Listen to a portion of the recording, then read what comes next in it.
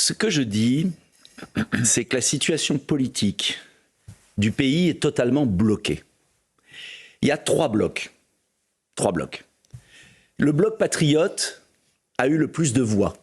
Quand je dis bloc patriote, du Rassemblement national, Éric Ciotti, Debout la France et d'autres, a eu le plus de voix. Au premier tour, était largement en tête.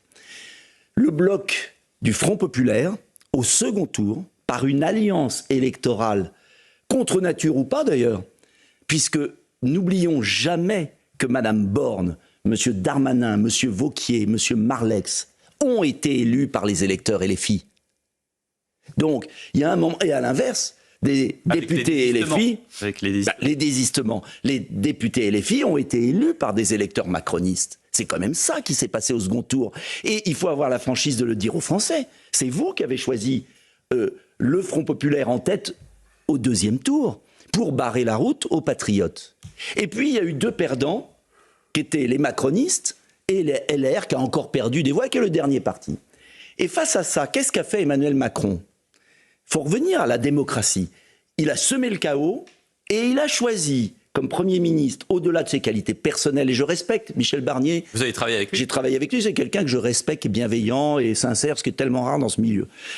Mais qui est le représentant du parti qui a le plus perdu, qui est allié avec ceux qui ont été désavoués.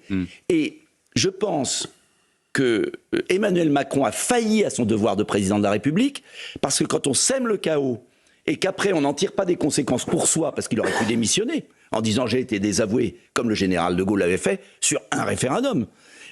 Il aurait pu nommer ceux qui étaient en tête, c'était le Front populaire, il faut être honnête, même si je les combats de toutes mes forces. Mais ils étaient minoritaires, ils avaient 180 députés. Tous étaient minoritaires. Tout le monde est minoritaire. Tout le monde est minoritaire. Il y a trois blocs qui d'ailleurs ont été construits, j'y reviendrai un peu médiatiquement aussi dans le pays, puisqu'on a donné la parole en permanence à Macron, Mélenchon, Le Pen. Mais ces trois blocs, aucun des trois ne convainc une majorité de Français. C'est là le blocage français, au-delà des législatives. Donc je reviens à mon histoire.